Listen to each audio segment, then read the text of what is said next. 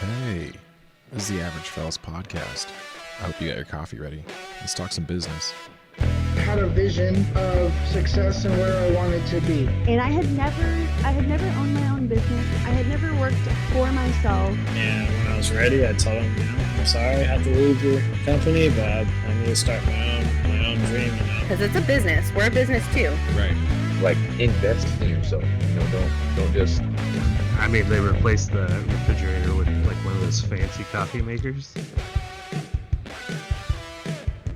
Hey, welcome to another episode of the Average Fellas podcast. I'm your host, Zodizach, coming to you live all from Riverside, California on another beautiful Monday morning, ladies and gentlemen. That's right, it's Monday morning. Getting this episode posted a little late, but that's okay. We got an episode for you guys every week here on The Fellas. Drop by the website, www.averagefellas.com for your specialty craft roast coffee. That's a 4-ounce bag or a 12-ounce bag. We'll ship that directly to your door for specialty craft roast coffee with notes of honey, fig, and tobacco. This stuff is delicious.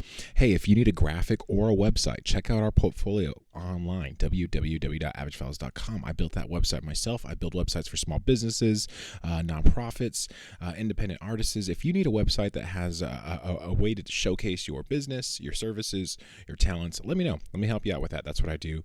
I can really get you out there on the internet, okay? 1 minute, guys. We got it done in less than a minute.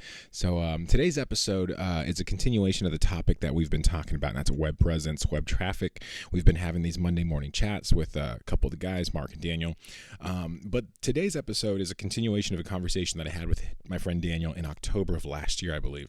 So we kind of got together and we were able to sit down and just have a chat and really kind of get this get the ball rolling on what web marketing, web presence, internet traffic kind of really is, analytics, a bunch of stuff. It was just a general question, man. This was towards the early days of the podcast, so I didn't really know what I was getting myself into, but I know like 6 months ago is not a long time, but in the podcasting world, like I've already posted over 75 episodes, guys. I'm already in a league of my own when it comes to podcasting. There's less than 2 million podcasts produced worldwide, right? And of those, 30% have more than 10 episodes. So and I'm publishing almost 2 episodes a week. So there is a lot of experience here and a lot of growing that we've been doing here on the podcast. And once again, I'm excited to be sharing this information with you guys. I hope you guys find it valuable. It's really helped me set a trajectory of how to shape the podcast and how to get to where we are today. So I really hope that this helps you guys. Really opens up your eyes to the world of web marketing and web traffic. So I hope you guys enjoy. Once again, it's my friend Daniel, who is a growth marketing expert, digital growth marketing expert, and I hope you guys enjoy. Following, so we talked about SEO, we talked about keywords, talked a little bit about algorithms.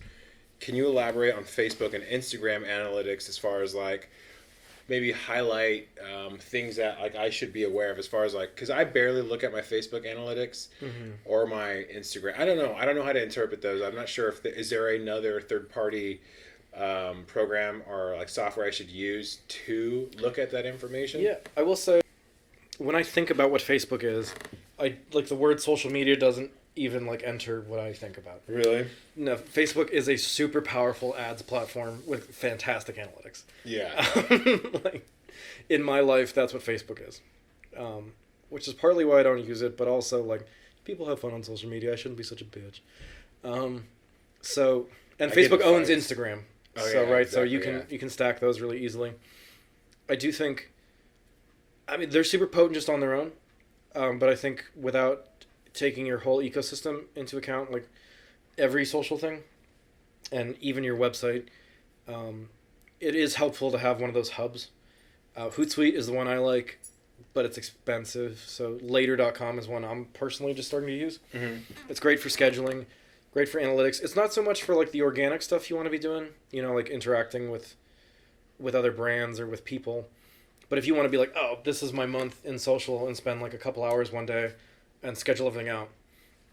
And it will tell you like what kinds of people are interacting it, how many people are seeing it, what impressions you're getting, who's clicking, are people clicking but not liking. Like if you get a lot of clicks but no one's commenting on it, that's still a good sign.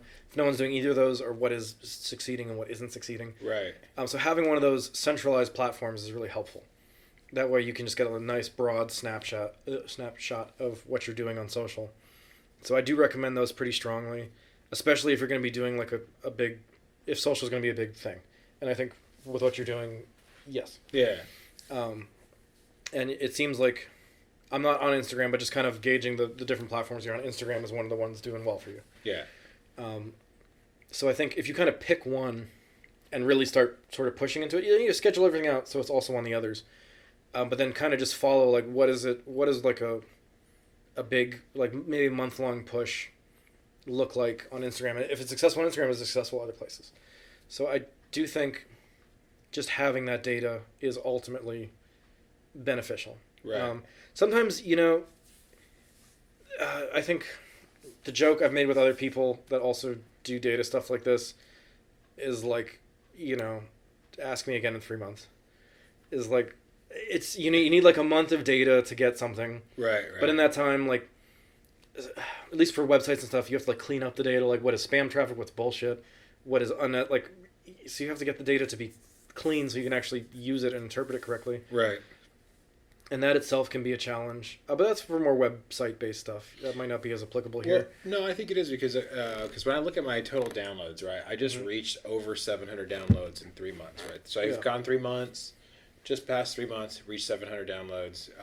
I asked if that was a decent number, and I got 2 responses. Yes, it's a good number. And then I got others, you're trash, bro.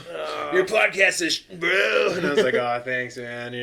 So that's Facebook for you, though. So that is, man, on ads for Viewfind, working front end social media is the worst job on the planet. Yeah. Maybe not literally, but like people who do that professionally, like, have to go to therapy and shit.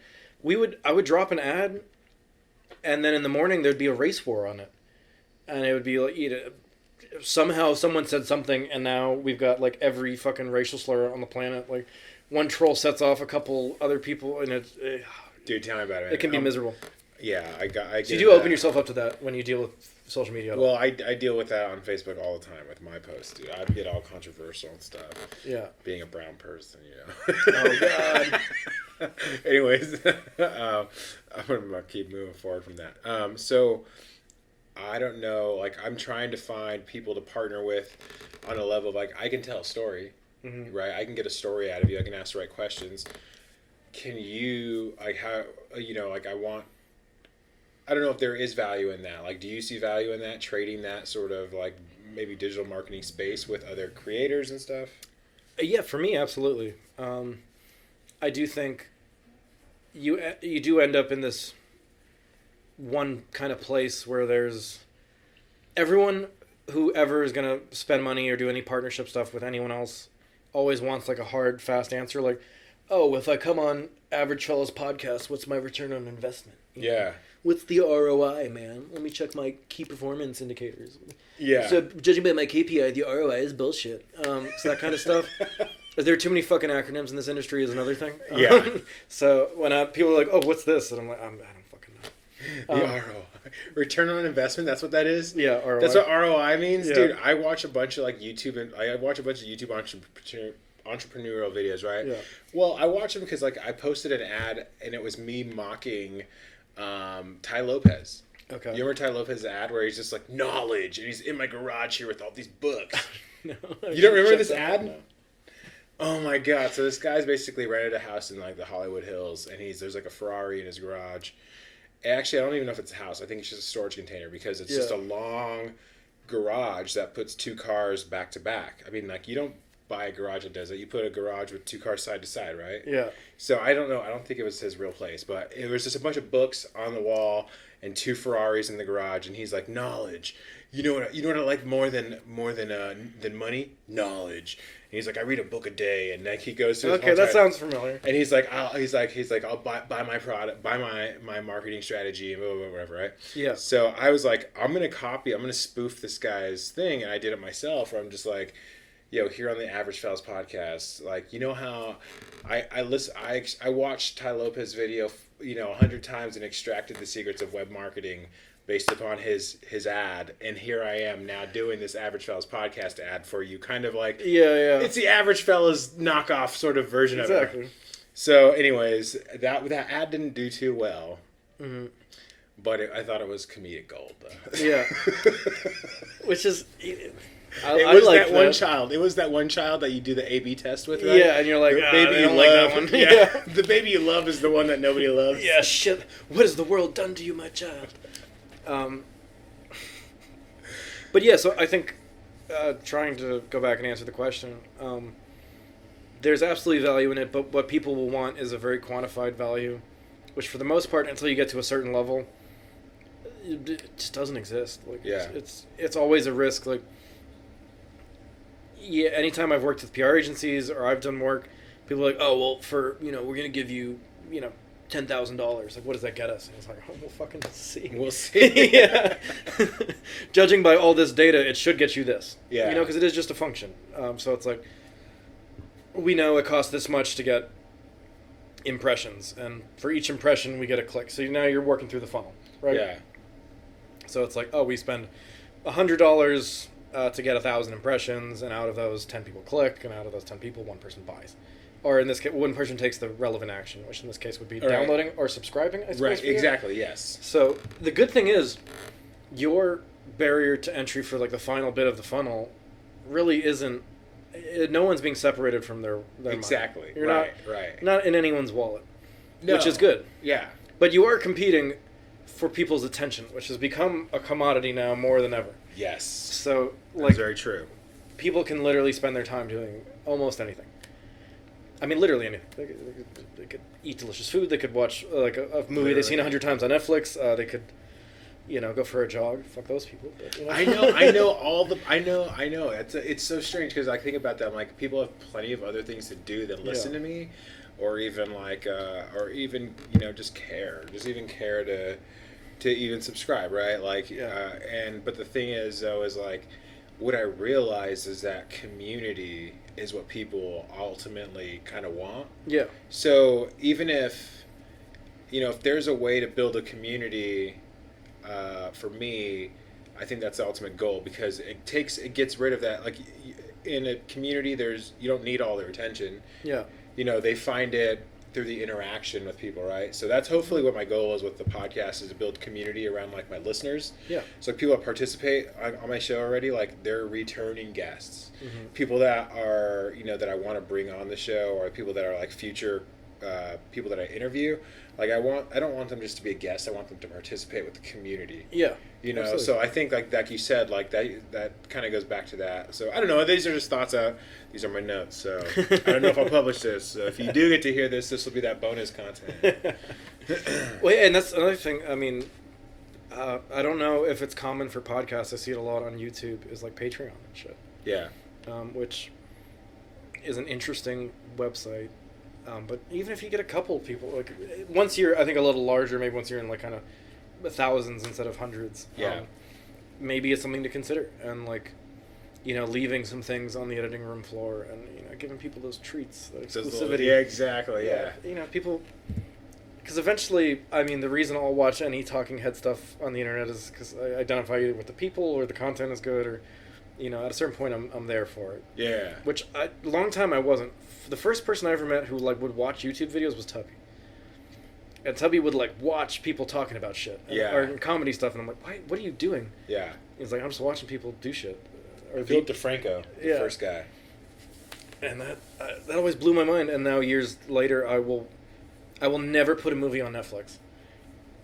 You could cut off my fucking foot, and I won't watch a movie I love. Oh my god! Like, give me episodes of TV, but I'll sit on YouTube and I'll watch an hour-long video of like two fucking dudes talking shit about like a movie or something. Right. For some reason, that's fine to me. Well, here's another thing too, is using YouTube as like a Google search page. Yeah. So YouTube to me serves that function where I Google information, right? I need to learn something, and I'm a visual learner, auditorial learner. That's why I like podcasts. That's why I'm recording this, so I can replay this in my back and memorize it. Okay. Yeah. I can walk the dog and listen to it and memorize the stuff. Okay. So using YouTube that way, I've definitely seen, like, this goes back to the SEO stuff, talking about like putting your name on multiple channels or multiple. I don't know the best way to. Okay, imagine like building a web on the internet, right? If you want to build a string, you want to build a community on the internet, and you need to link those together, right? So it's like building a town almost. There's streets that are connecting each building to each other. So for me, it was like, get on YouTube, get on as many podcast directories as possible. Yeah. Get on Facebook, get on Instagram. And then right now, I haven't actually launched a full independent podcast like website, but I do have my hosting website that I use. Yeah. So that would be I guess that's the ultimate one.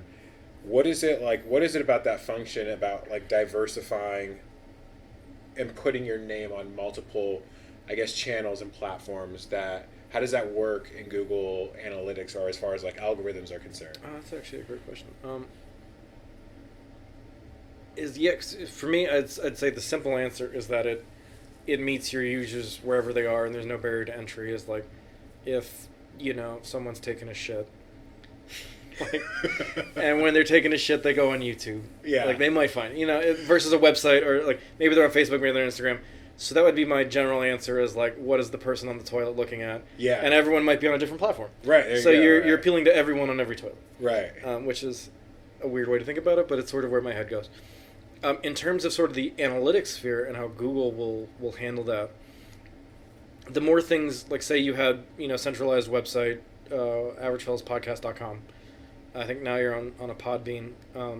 Right. But if you had that and everything was linked to it and back, like, part of what comes out of your page authority and some of the SEO strength is links.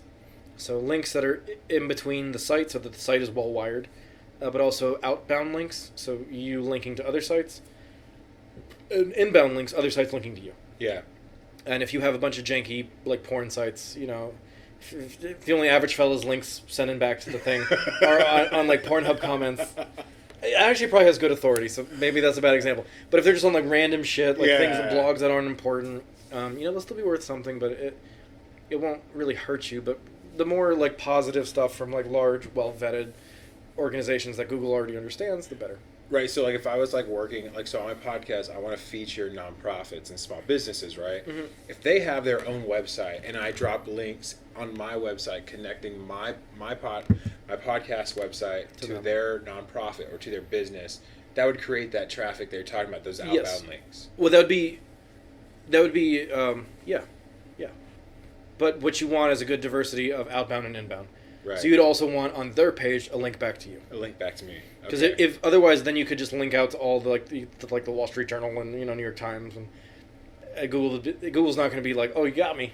Yeah. I'm tricked. Yeah. Like you've linked to all the best places. Like you need the back and forth. So that's why a legitimate link to something that is connected from the Wall Street Journal or something like that, right? Yeah. Would benefit you, right? So if they're feeding back to you, that makes you look better. Right. So, so y'all hear me out there, right? Those of you guys who want to market and those of you guys who want to partner, I'm your guy. I'm going to Kanye West this thing all the way to the top. Yeah, I'm Kanye Westing this thing all the way to the top. And it's great. Is like if people can work together, it does get better. Right. But again, a lot of the SEO stuff is long burn, so it's something you absolutely should have in place. But I don't think I would have it be the first thing you're on. Right. I think it would be like it's one of those things that needs to be like such a constant in your ecosystem as you move forward. Like being aware of it up front, wonderful, ahead of the curve, already doing a good job. If you're aware of that concept early on, Yeah. it'll weave itself into all your content by how you're tagging it, how you're linking things. Yeah, and a lot of that will also come out of brand. I think the beautiful thing about being in early stages, and this is sort of what I'm thinking about with the comic, working with Josh, and I think you're in a similar place, and my other buddy's podcast is kind of in a similar place, where some people are looking. You're in sort of like the focus group. You're in like the echo, not quite an echo chamber, but you're like in a room with all your friends, and like they can see it. Yeah. And you're starting to get some feedback, and like you're figuring it out, and it's getting better. Like every time you come up to bat, it's a little better, and but ultimately, with those numbers, like no one's looking yet. Yeah. Right? Like, so you like this is the time to make those mistakes. Yeah, exactly. So it's like I think, personally, the big first focus, on brand and product. Like, any ways you can increase certain things or polish certain things, or like get everything to like work really well now, when no one is looking. At the same time that you're building a machine that is ready for everyone to pour into it. Right. Is like, because if you come out too hot out the gate, and people like maybe you had like one thing go viral real quick and everyone's like, oh, that's great. but it doesn't translate into anything else, or people Yeah. are now all of a sudden bitter, like, why isn't it more of that as what I was subbed for? Right. So you're... That's what I subbed for. Yeah. You're telling me you're not going to be in drag every episode? What the fuck is this? That kind of thing. So it's like, now's a great time, I think, to really just lock down as much as you can. At the same time, building sort of that keyword verse, which really is going to tie like heavily to branding and to some keyword research. Right. And then from there, I would say getting the analytics ecosystem built into the background. Because my job is to be like the fucking marketing nerd guy. So, Yeah. like, you know, at the same time that all the shit I'm saying is happening, you know, being the talent, it comes first, obviously. Right. So, but, well, the talent is happening and being the talent, it's like, okay, you know, make sure, like, design elements are as tight as they can be, or, you know, production elements are as tight as they can be. Right. Whatever mistakes, you know, may or may not have been made is like try to identify places. You know, you got to be Right. kind of be mean to yourself in a productive way. Like, you know, it's like, oh, maybe this thing isn't as good as this other thing, or like this place I know could use a little work. That's an investment. That's a different mic, or that's sound booth. I'm just throwing out words. No. I 100% agree with you, because that's what it comes back to, like feedback. And like right now, like I'm in this like weird like state where I keep bugging people and let me pick your brain about something. Let me ask you a question. What are your thoughts on this? Because I'm trying to get a consensus of as many people's voices as possible, and then try to, like, you know, what the things that stand out that I hear multiple times. Those are the things that I want to focus on. Like right now, one of the things that comes up is I'm mastering. Okay, Yeah. It doesn't sound the same in the car as it does in the headphones. And It's a good thing you know Pat. It's a good thing I know Pat. It's a good thing I know Pat, because he gave me a tip. So I'm going to use that tip and try to focus, you know, try, like you said, design elements, production elements. Like, are they at their best? That's something that I know that I can improve. Yeah, because that's stuff you have complete control of. You have complete control over, exactly. So within limits. Like you don't need to buy a Lamborghini to make it better. Exactly. Kind of thing. Right. So I know I can focus a little bit of time and effort to maybe polish that a bit, like you said. So that goes back to that. But then also, I guess following that question, when building a brand or business in today's world, do you think that understanding these concepts when it comes to digital marketing are necessary to be competitive in the marketplace, or just having the content, having the raw talent or the raw product that is so great? That's Or is it a mixture of both? right. That's the big question. Is like, can you just be good enough? Yeah, can you just to be break good? through all this bullshit and not have to do it? I would argue that's very difficult and hard to tap into. Some people do invariably just get like they've got the right thing at the right time. Like the amount of shit that out there in the world that goes weirdly crazy viral. Like I was on Reddit some weeks back when I still lived in San Jose. Right. And there was a shoe shop down the street, like a sneakerhead store, you know, called Kicks.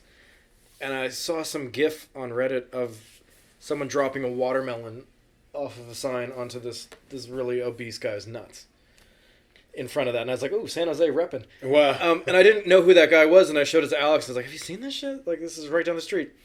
And he's like, oh, it's these two people from the internet who I'd never heard of before. Like, really skinny, crazy, creepy guy, and like his weird fat friend. I have no idea. They're insane. They look like monsters. Okay. But those people, like, I'm sure they don't have like an inbound marketing strategy. Right. Like, But you can hire me. yeah, like I could find them. Like, they're crazy enough that people came to see what they were doing because it was weird. Right. So that does exist, and you don't have to be monsters to make it work. But I think, you know, at this point, there's so much noise, and there's so many people trying to do things, especially with the pandemic. Yeah. I'm sure everything, like social media influencers and podcast, like everything, I'm sure had a bit of a spike as soon as people had time. Yeah. So the question is, what's the attrition rate on those people with extra time, and what is the level of sophistication of those people? Like, do they think it is just like if I'm good enough in one place, I can do it? Like, so I think unless you're gonna capture lightning in a bottle, which no one can quite say what it is, I think having all this information, knowing how to utilize these systems and how to build like a sustainable, functional web presence, and to be smart about it, is the only thing you can do. Like, Yeah. Otherwise, you're just kind of hoping a prayer, which I'm sure probably the best thing about that system is that those people fall off. Yeah. So there's less noise, but it's unless you're like a super hot girl, maybe. Right. No, But actually, exactly. I've even seen that where like I'll be on Reddit, and I'll be on like been scrolling Reddit for like 2 hours, and now I'm seeing these like crazy beautiful people, with like no likes, no comments, posted hours ago, and like just out of a morbid curiosity, like at some point I got kind of into this idea, which is there's no good way to talk about this without making myself sound a little weird. Right. But I would click on their profile and be like, who the fuck is this person? Right. Like, if I was a super hot girl and I posted on the internet and got nothing, I would be kind of upset. Of course. And I'd go there, and, like, their top thing would be, like, a description of their OnlyFans. And I'm like, okay. So even super sexy ladies out there on the internet are having a hard time selling pictures of their tits. Right. So, like, if you can't sell that, like... That's because the market's flooded, right? And there's no demand. There's excess... there's the market's flooded, so there's no demand for whatever it is, right? Yeah, and I think enough people thought like, oh, if I can just get naked and like make a bunch of money, and they didn't quite know what they were doing, and some OnlyFans people I'm sure are raking it in. I don't know who's fucking paying for that because there's terabytes of free porn on the internet. I know, right? So I work for a data storage company, obviously, right? Making hard drives. You guys create the cloud. Yeah, I mean, it's legitimate. It's actually super interesting that, like, I've never, like... Very interesting. For most people, it's a complete intangible. It's like, where does this information go? It's in the internet. Yeah, exactly. Well, here's the scary thing, right? So this is what I thought about. Like, there's there's data upon data upon data being stored on servers out in the middle of nowhere, just hard. I mean, you talk about the cloud is a physical place. It's an actual data giant warehouse with servers, with literal hard drives that collect zeros and ones that quantify every digital element on the internet. Okay. Yeah. Also, super kudos to whoever came up with the term the cloud. I feel like that was Apple or something. I don't know. It's great because it's just a bunch of like grimy ass like farms out there with like, stacks on stacks on stacks of hard drives. The Matrix could never be more real than what's happening right now. Okay. Maybe this is because we've worked in the Silicon Valley and this is what our environment was, right? Yeah. So it was a funny thing about this. I was like going back to like your web presence, right? Mm-hmm. Your little line of code exists on the cloud somewhere in one of these server farms in some part of the world. Okay. And the idea is that you need to get that little line of code amongst all the other lines of codes. You need to be able to stand out so people can see you. So what is it that's going to make your little line of code look better, more attractive, or maybe even just being able to be shown? Because there's over 7 billion people in the world, and who knows how many users are on the internet, how many lines of code are being strung every day, how many zeros and ones are being computed. So that's what we're talking about. This is a crazy episode. This is a crazy thought. Well, and just the sheer amount of content and the way people interface with it. There was an episode. This was years ago when I gave a shit about Doug Benson. Not that I don't give a shit about him anymore, but like I don't know what he's doing. He's still high. He's still having a good time. Yeah. So good on him. But he was like sharing a statistic because if you like on your YouTube channel, it'll tell you like how much time has been spent watching your content. Yeah. And he's like, man, I put out videos and they have like hundreds of thousands of years worth of views. Wow. So right, you need 30 minutes, 7 billion people watch it, and it's like one video by Doug Benson could have taken more time than the entirety of human history. Wow.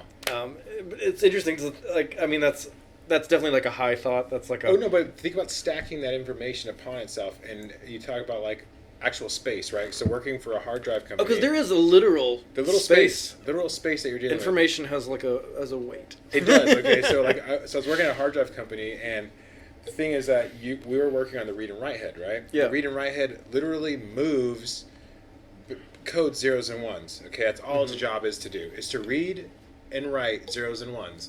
Okay, and you need to move physical space in order to code that on a hard disk drive. Yeah.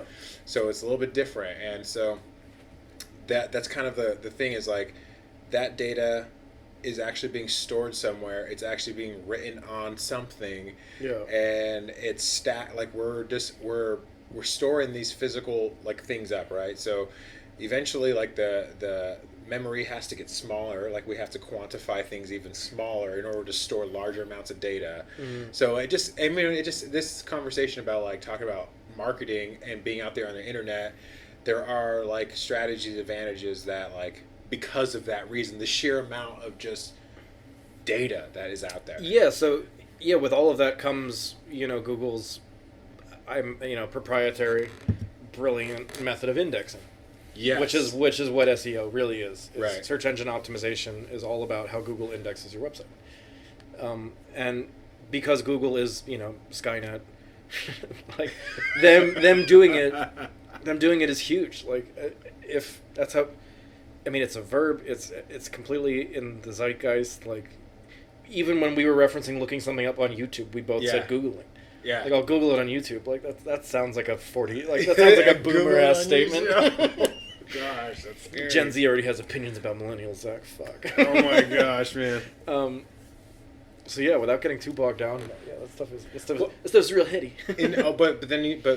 Moving on paying for ads. So the concept of paying for ads. I recently paid for 2 different ads to run on Facebook for my first time, right? And pretty much Facebook said that they would, for $10, they would like pitch my ad for like a week, right? To I don't know how to read the data on that. Oh, okay. I could give you like a super in-depth version of that. Like I was basically just a Facebook ads guy for like 5 years. Okay, so and now I'm mostly a Google ads guy, but I mean, can you talk about Facebook ads? Talk about the importance of Facebook ads and the relation to like how that's moving the needle in like the creating the presence on the online. Absolutely. So just trying to think where to begin on that one. I'd say currently the 2 most powerful ad platforms on the planet are Google and Facebook. And generally with Google, you're bidding on keywords. You can also do stuff by audience and demographic, which... Shut up, Google. Sorry, my Google is talking to me. Yeah, this bitch knows when she's being talked about. Sorry. Thanks, technology, for interrupting me. So with Google, mostly you're bidding on keywords. And you can shorten it, you can change it by audience, but with Google, you're not guaranteed to have that information for everyone. If you think about on Facebook, like you have a profile. Yeah. You have said, I am this, like you have said a birthday. They know things about you that Google may or may not actually know. It generally knows, but it doesn't always. So in that one, you're bidding on keywords like, if someone searches podcast, I would love for them to see this. And then I'll deliver an ad. Hopefully it'll be on the top of the page. Because no one... The second page of Google is a very scary place. Yeah. And beyond that, like, fuck that. Yeah. If you're on page 3 of Google, like, you're a much more serious human than I am. And no ad buyers are thinking of you. So, with Google, you have that. And there are a bunch of ways to set up sort of tags through Google Tag Manager. It'll be like, I want to see that they went to my site, and maybe what I'm paying for is to see if they hit play. Or maybe what I'm seeing for is if they hit the download button. Or if they, you can manage all that very specifically. And so Google's wonderful. As long as you're something that people are searching for. Right. So, with like the current company I am now, we're like an HR system. So people are looking for, like, with COVID and everything, like, it's the stress has gotten more significant. So people are searching for things like that, so you can throw yourself into that world really easily. But I don't think there are too many people who are like, new cool music or, podcast about this. Maybe there are. So it's something to worry about. But I think for now, like an organic strategy with SEO is better there. Right. Now with Facebook, what you're paying for is to advertise to audiences. So you're not bidding on keywords. You're not doing any of that shit. And now, ads on Facebook are kind of an integral part of the system. You're flowing, you click a couple ads. You see a sponsored ad. Yeah. So it's basically about figuring out who your audience actually is. And you can install this thing called a Facebook Pixel onto your website, so you can do the same thing as like a Google Tag Manager. So you can see like, okay, anyone that's interacted with me and has interacted on the site or done anything, you can start building audiences based off of pixel information. Right. So first you start out like, okay, judging by my own research, I know like, you know, people who like podcasts, that'll be the first thing. You know, say it's 50 million people. And they must also like podcasts and this. And some things that you think are relevant to you. Right. And maybe you pick some demographics. Probably in the first one you just want to leave it open. I know you said you'd ran an ad and they were all like old ladies. Yes. Which is interesting. I mean, maybe that's just true. Maybe it is. Maybe that's who my voice resonates with. Yeah, it's 40 to 60-year-old women. Yeah, Ethel and Nyla and that's what my Facebook ad said to me. Yeah. Fuck the truth. So yeah, with Facebook, it's what you do is you start kind of broad, and you work it in, and once you get enough, because Facebook's all about conversions. So the thing you want to do with a Facebook ad is get 50 conversions as quickly as possible, because then it will have optimized and figured out. If you don't get 50 conversions immediately, it'll be like, oh, I don't fucking know what to do, and the ad will effectively not work. Okay. That's probably why my first ad just failed. My second ad, it definitely took off. So my first ad I had 300 playthroughs, right? Mm-hmm. My second ad I had like over 1,500. So see, and yes, you know, whatever you set the goal as, it just has to be something achievable. Like when we were selling Viewfind, you know, having the goal be checkout was just not achievable. Yeah. Having it be link click didn't have enough intention. So it's like, oh, that's not quite enough. So maybe it's like add to cart. Okay, if we can get 50 add to carts, you know, like out of it, for retail stuff, like 1 out of 10 people that add to cart buy or something like that. Right. So it's like, okay, we've proved that there's some intent with these people. Right. And we've done that. So it's honing the audience, but really it's getting the conversion and pixel data. I don't quite know how that would work specifically with the podcast without a centralized hub of like where they would be pointed to download or hit play. And maybe even it might even just be landing pages, like landing page hits, so that they've actually gotten to your website. Right. And if you can get 50 of those, that's easy. Or if it's plays for a video. Perhaps, I think, with more creative content, like a podcast, you know, fun little video things, probably your best option. Yeah. Get people interested, like, who's this person? Okay, oh, they have a thing. Like, that's probably where you want to be. And so once you start with this, like, big block of clay, and you get some things working, some ads performing, the important thing is eventually, like, the inertia will take over. And you'll take the pixel data, and you'll create a lookalike audience out of the pixel data. So the pixel will take all this information about these people, and you'll be able to create a lookalike audience, and it'll be like, you'll do it between 1% and 5%. Right. And that's 1% and 5% of the total population on Facebook. So it'll extrapolate out exactly who has participated with the pixel to 1 million people. Wow. So the 1 million people on Facebook that are most like the people that have done what you've done. Wow.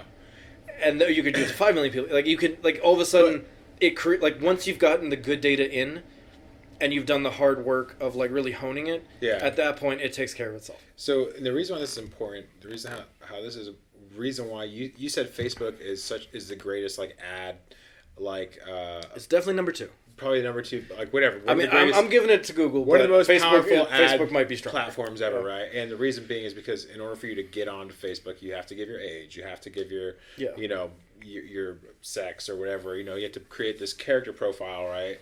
And then based upon you're just selling your demographic. You're selling your that's all you're doing. You're just putting you're putting in, you know, you're putting in the identifying values, whatever it is, and then they're basically building the content on your follow-throughs, your clicks, your likes. Yeah. They're averaging all those out, gathering that data, and then when I post an ad based upon what you've liked, what you said who you were in your profile, they're going to put that sponsored ad they're going to weave that in your feed somehow throughout the day. And because Instagram is owned by Facebook, the only thing you have to do to get an ad on Instagram is check a box on Facebook. That's it. Yeah.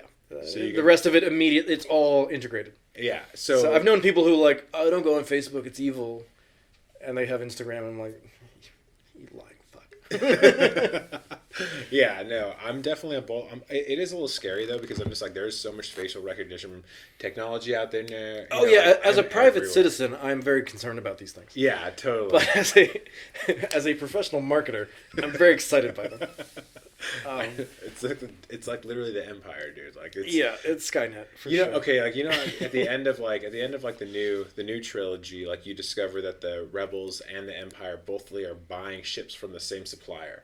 Yeah, which is Right. probably one of the most interesting things they did in that trilogy that they had no follow through on. They had no idea what to do with. Yeah, they should have followed through on that, because that right there is the world that we live in today when it comes to marketing, when it comes to anything really, when it comes to moving money around online. I mean, just being online and stuff like that. Like your data's out there. I was watching this documentary on Netflix last night about data mining and stuff, and how it played a role in the 2016 election. Oh yeah, well, like I was telling you, with what you can do on Facebook, you're like, okay, we need to win Wisconsin. Where are the places that we can't win? Okay, we're going to target these people specifically. We're going to incense. Like, it's so easy. Yeah.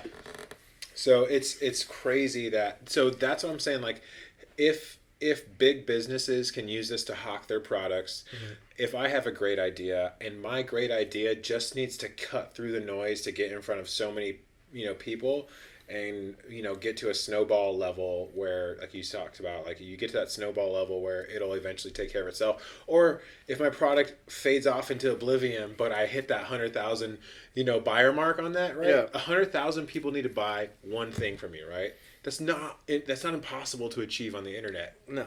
It's ridiculous how dumb that if you can play or use the rules correctly, you could achieve that. I think so. Yeah. Oh, definitely. I mean, it's also it's. I suppose it is also never guaranteed, but there are ways to maybe not stack the deck, but at least there are ways to be smarter about it. Exactly. And it's not tremendously difficult to do it. And once you start getting into the world, once you start doing the stuff, as long as your analytics sphere is clean and is comprehensive, and you can go into it and look at it, right, and you can know what's happening, and as soon as you learn to read those things, you're in a great place. With reading those things, there is also just sort of the with statistics, right? You can say anything. Yeah. And I would do that frequently when I had to report to my boss, be to make up for the fact that it was a bad week, or a bad month, or Yeah. So sometimes you twist it, but so as long as you're honest with yourself, right. When you're reporting to someone, I think everyone tries to make themselves look a little better, or tries to take the piss out of their mistakes. Yeah, exactly. At that point, you're marketing your marketing efforts. Exactly. So if they expected any different from you, they can go. Anyways, hey guys, thank you for listening to the podcast, man. I hope you guys enjoyed it. I hope you guys found some value in here. I hope there was something that kind of you heard that may have helped you kind of get an idea of what you should do with your podcast or whatever you're doing with your creative web adventure. If you got a business, a nonprofit, you're an independent artist, and you're putting stuff out there on the internet, and you're building a portfolio, I hope that some of these things that we talked about help you present it, help you market it, help you share it with more people in a more effective way. Once again, this chat that I had with my friend Daniel was very valuable to me. It sent me down a path of, it kind of gave me a good overview of kind of what's out there in the way. It was an introduction to what's actually happening on the internet, what people are doing as marketers. So once again, guys, I hope you guys found this helpful. And I hope you guys have some success with whatever it is that you guys are working on right now. Anyways, drop by the website, www.averagefellas.com, for your specialty craftless coffee, guys. Or if you need a web solution, you need a graphic, you need a website build, that's what we do, and that's what we're here for, guys. Anyways, we'll catch you guys laters.